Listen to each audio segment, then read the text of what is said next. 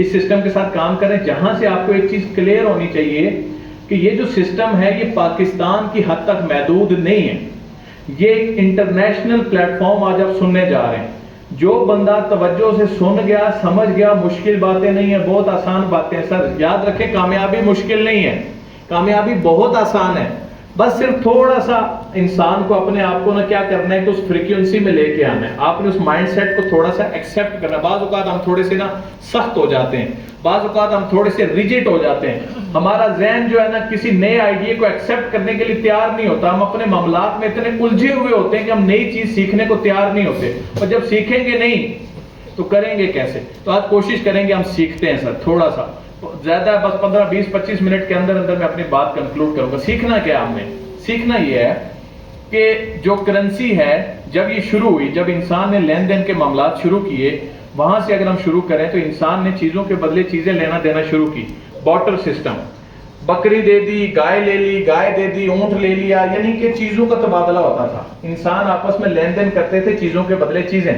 फिर वक्त बदला, इंसान थोड़ा सा एडवांस हुआ, यही लेन देन चांदी और सोने के सिक्कों में कन्वर्ट हो गया।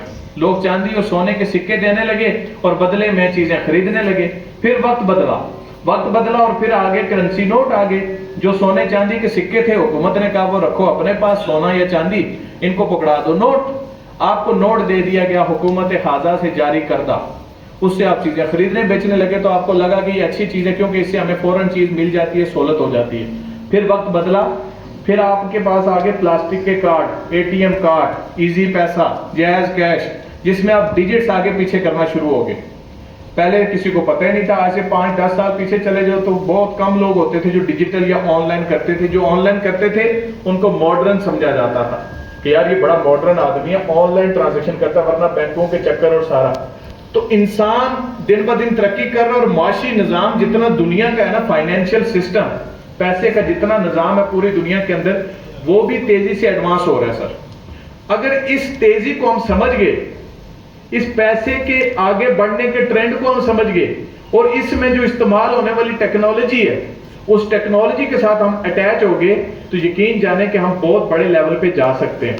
इसकी मिसाल दूंगा, जो बैंक्स होते हैं ना, बैंक्स ने क्या किया, बैंक बनाने वाला भी मेरे जैसा आप जैसा इंसान होते हैं। किसी ने ये बैंक का आइडिया बनाया था, ये बैंक नहीं थे, ये इंसानों के बनाए हुए बैंक हैं, जिसका मकसद क्या है, लोगों को सहूलत देना कि भाई इसके पैसे उधर पहुंचाने, उसके इधर पहुंचाने, इसका खाता मेंटेन करना, इसका नाम पता, इसकी चीज महफूज रखना, ये बैंक का मकसद है।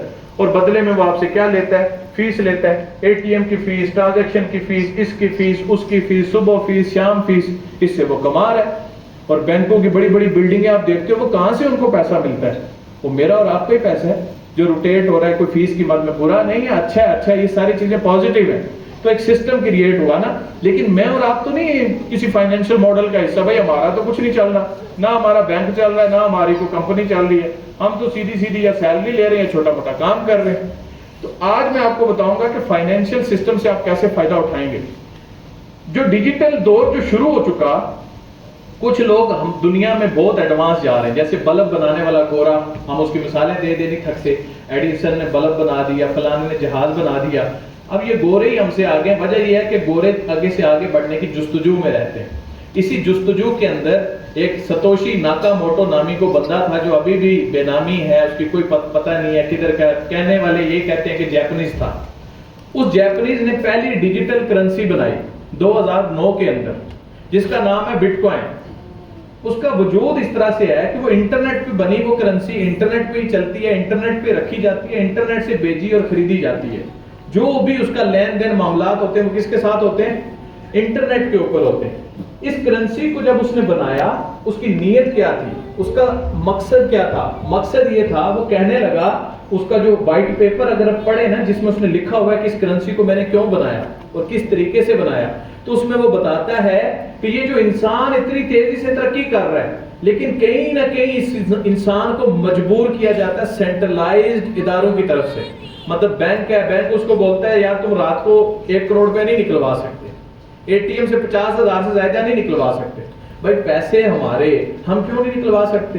बस उनकी रिस्ट्रिक्शन है, बस सेंट्रलाइज्ड आ गया ना बीच में।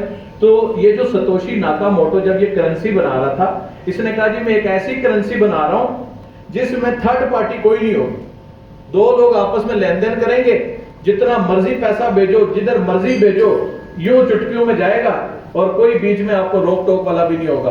पर ऐसा भी नहीं है कि इसका कोई रिकॉर्ड नहीं होगा, वो ब्लॉकचेन के ऊपर होगी ट्रांजैक्शन। उसके अंदर बैंक की जगह जो ब्लॉकचेन में ट्रांजैक्शन होती है या बिटकॉइन में ट्रांजैक्शन होती है, वो ट्रांजैक्शन होती है कंप्यूटर्स की मदद से।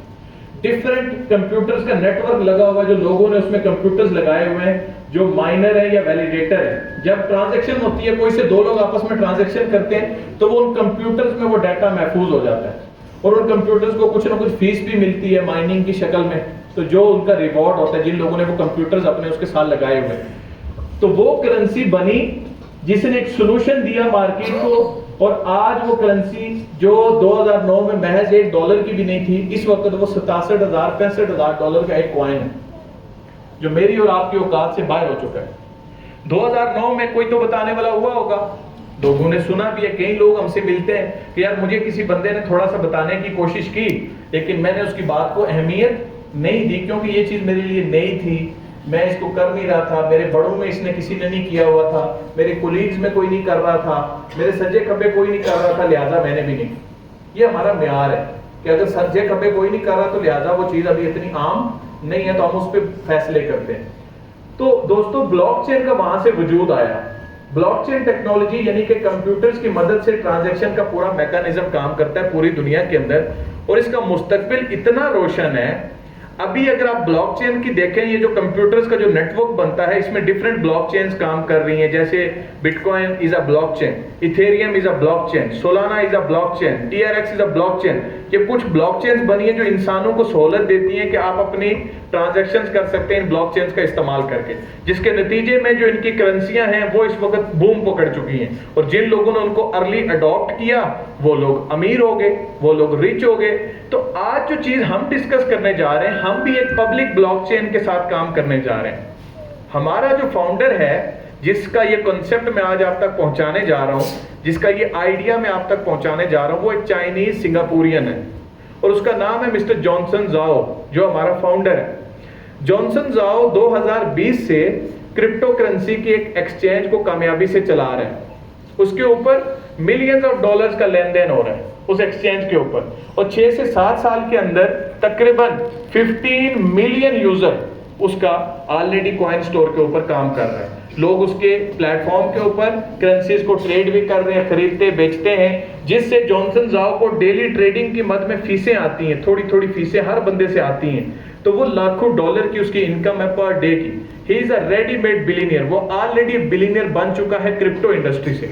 अभी इन साहब ने क्या किया, इन्होंने अपनी ब्लॉकचेन लॉन्च किया बॉट चेन के नाम से।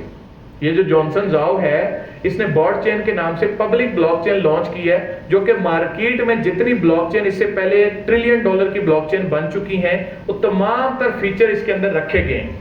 लेकिन इसके अंदर कुछ एक्स्ट्रा चीजें ऐसी रखी गई हैं जो ये तय करती हैं कि ये ब्लॉकचेन जो है तमाम ब्लॉकचेन्स को बीट करने जा रही है, और ये बहुत तेजी से बीट करेगी। और आप लोग लकी हैं कि आप उस आइडिया को आज सुन रहे हैं कि भाई जॉनसन जाओ की ब्लॉकचेन लॉन्च हुई थी, हमने सेशन अटेंड किया था और हमने उस ब्लॉकचेन के अंदर पार्टिसिपेशन का मैं आपको रास्ता बताऊंगा कि इसके सिस्टम में आप कैसे पार्टिसिपेट कर सकते हैं, आप कैसे फायदा उठा सकते हैं, वो मैं आपको बताऊंगा।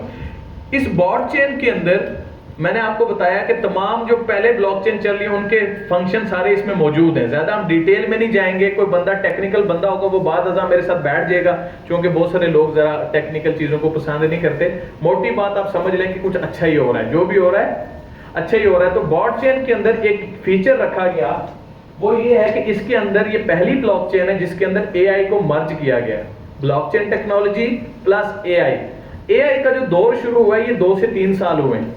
AI के अंदर बूम आया है, यानी कि आप देख रहे हैं चैट GPT का इस्तेमाल आम हो गया, हर जगह पे AI का बड़ा चीजें होगी। तो AI ने हमारी जिंदगी में बहुत आसानियां की हैं और बहुत सारे लोगों की जॉब्स खा गया AI।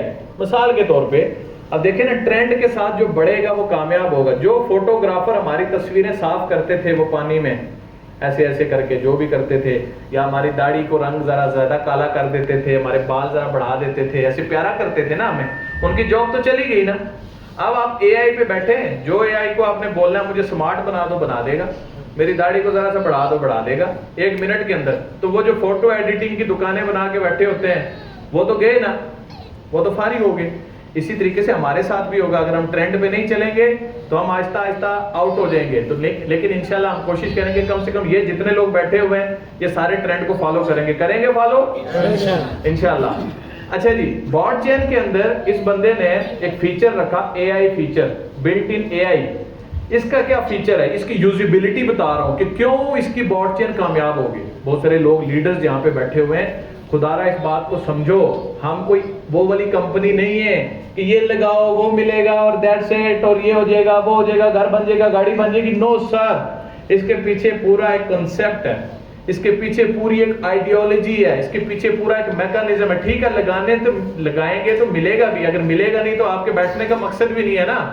मिलेगा लेकिन तरीके से मिलेगा, वो वाला तरीका नहीं, लालच वाला तरीका नहीं कि आप लगाओ मुझे दो, मैं इसमें ये करूंगा वो करूंगा, पीछे घर बनाऊंगा, गाड़ी लूंगा, पता नहीं क्या क्या करूंगा और आपको पैसे देता रहूंगा, डबल शाह ट्रिपल शाह, अक्सर मिसालें देते हैं लोग हमें। यहाँ पे आप जो एफिलिएट हो रहे हो एक ब्लॉकचेन टेक्नोलॉजी के साथ आप अटैच होने जा रहे हो। जैसे शुरू में लोगों ने बिटकॉइन को अडॉप्ट किया तो आप लोग अर्ली अडॉप्टर के तौर पे आ रहे हो। तो जो इसने AI जो इसके अंदर ऐड किया ब्लॉकचेन के साथ, उसका फंक्शन बता देता हूं, आपको समझ आ जाएगी कि इसकी ब्लॉकचेन किधर जानी है।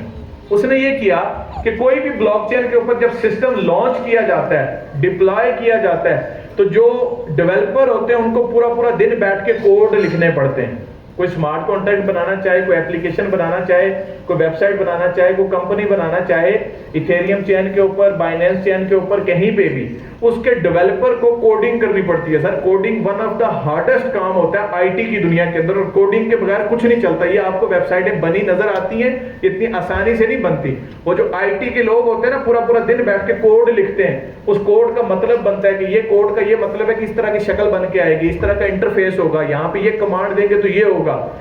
तो वो सारी की सारी कोडिंग करनी पड़ती है। बाकी तमाम चेन के ऊपर जॉनसन जाओ ये कहता है कि मेरी ब्लॉकचेन पे अगर आप कोई प्रोजेक्ट बनाना चाहते हो तो वो जितना कोडिंग का काम है वो आपका AI संभालेगा। कौन संभालेगा? AI संभालेगा। इसका फायदा डेवलपर को क्या हुआ, वो जो डेवलपर्स को बहुत ज्यादा मेहनत करनी पड़ती थी ब्लॉकचेन के ऊपर प्रोजेक्ट लॉन्च करने के लिए, उनका वो टाइम बच गया। जो 3 से 18 माह लगते थे, अब वो काम होगा 30 मिनट से लेके 3 घंटों के अंदर। प्रोजेक्ट यूं लगा, डिप्लॉय हुआ, बैक टेस्टिंग हुई और रनिंग में आ गया। आगे आप अपनी कम्युनिटीज को बताओ, वो कोई वॉलेट हो सकता है, कोई ट्रांजैक्शन की ऐप हो सकती है, कोई स्मार्ट कॉन्ट्रैक्ट हो सकता है, वो हमारी ब्लॉकचेन इस्तेमाल कर सकता है। तो ये इसकी ब्लॉकचेन का एक usability, one of the usability. दूसरा यूज केस बता देता हूं। ये जो जॉनसन जाओ ने अपनी ब्लॉकचेन बनाई है, ये बाकी ब्लॉकचेन के मुखालिफ नहीं चलती, ये उनके साथ कंपैटिबल है। उनके साथ क्या है? कंपैटिबल है। कंपैटिबिलिटी किसको कहते हैं? एक बंदा जब दूसरे को खून देता है ना, एक का O पॉजिटिव दूसरे का O पॉजिटिव, तो हम क्या कहते हैं? इनके ब्लड ग्रुप आपस में क्या है? कंपैटिबल है। क्या है? यानी ये मसला नहीं होगा, इनके कोड्स डिफरेंट नहीं है, इनका जीन डिफरेंट नहीं है, जो ब्लड ग्रुप है ये डिफरेंट नहीं है, तो वो आसानी से मर्जिन हो जाता है दूसरे बंदे के। सेम यहां पे भी है। जो बॉट चेन है ये ऑलरेडी जो कामयाब ब्लॉकचेन है, इथेरियम, बाइनेंस स्मार्ट चेन, ये उनके कोड्स के साथ कंपैटिबल है। इसका मतलब है कि अगर कोई प्रोजेक्ट बाइनेंस स्मार्ट चेन पे चल रहा है या इथेरियम स्मार्ट चेन पे चल रहा है, वो उस रनिंग प्रोजेक्ट को उससे चेन स्विच करता है, हमारी चेन पे आता है, तो वो विद इन नो टाइम वो शिफ्ट कर सकता है। बना बनाया प्रोजेक्ट क्या कर सकता है? शिफ्ट कर सकता है। यहां उसको शिफ्ट करने का फायदा क्या होगा ये भी बता देता हूं कि भाई इस पे प्रोजेक्ट क्यों इतने ज्यादा आएंगे, कैसे ये ग्रो करेगा। वो अगर उसका प्रोजेक्ट यहां पे शिफ्ट होता है तो उसकी जितनी ट्रांजैक्शन सिस्टम की होंगी उसमें जो फीस कटेगी वो बॉट कॉइन की शक्ल में उसका लेन देन होगा। जो इसकी ब्लॉकचेन का कॉइन है बॉट कॉइन, उसमें लेन देन होगा। उसके नतीजे में इसका रेट भी बढ़ेगा, यूजिबिलिटी बढ़ेगी, लेकिन जो गैस फीस इस्तेमाल होगी ना, जितनी 70% गैस फीस उस डेवलपर को वापस देगा। ये इसका सिस्टम ऐसे है, कोड ऐसा डिजाइन है कि 70% गैस फीस डेवलपर को वापस जाती है, जो कि किसी और ब्लॉकचेन पे ये काम नहीं होता, वो ब्लॉकचेन खुद रखती है। तो यहां पे डेवलपर को जाएगा वापस। तो ये एक बहुत प्लस पॉइंट है जिसकी वजह से पूरी दुनिया का क्रिप्टो डेवलपर इस पे अट्रैक्ट होना ही होना है।